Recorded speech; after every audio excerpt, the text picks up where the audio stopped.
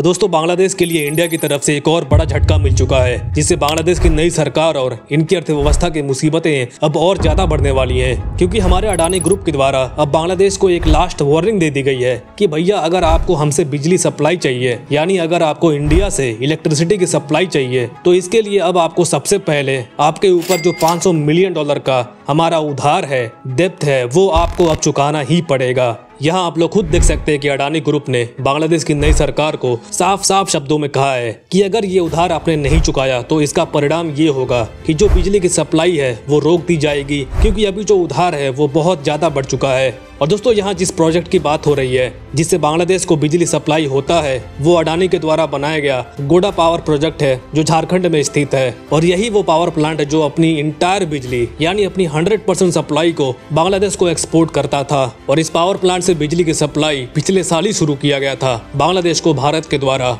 लेकिन अब अडानी ने इस बिजली सप्लाई को लेकर बांग्लादेश को फाइनल वार्निंग दे दी है। और अडानी ने इस मामले को लेकर जो स्टेटमेंट दी है उसमें इन्होंने ये कहा है कि हम लोग बांग्लादेशी गवर्नमेंट के साथ लगातार बातचीत कर रहे हैं और हमने उनको ये भी बताया कि फिलहाल गोडा पावर प्रोजेक्ट अभी बहुत ही खराब सिचुएशन से गुजर रही है, क्योंकि हमें दोनों तरफ से लॉस हो रहा है। एक तरफ हम बांग्लादेश को बिजली की सप्लाई तो पूरी कर ही रहे हैं, इसके साथ ही इन सप्लाई को पूरा करने के लिए जो हमारा खर्चा आता है उसके लिए हमें बाहर से पैसा लेना पड़ रहा, और जो हमारे सप्लायर्स हैं हमें उनसे भी पैसा लेना पड़ रहा है, जबकि बदले में बांग्लादेश की तरफ से हमें कुछ नहीं मिल रहा, कोई पैसा नहीं मिल रहा है। और इसके अलावा अडानी के द्वारा ये भी कहा गया है, वैसे तो आपके ऊपर टोटल डेब्ट $800 मिलियन के आसपास का है, मतलब इंडियन रुपीस में अगर देखें तो ये 6,500 करोड़ रुपए का उधार बन रहा है। लेकिन जो $500 मिलियन का उधार है वो आपको अभी के अभी हमें देना पड़ेगा, क्योंकि पिछले एक साल से अडानी के इसी पावर प्लांट से आपको 7,508 मिलियन यूनिट्स ऑफ पावर की सप्लाई ऑलरेडी की जा चुकी है।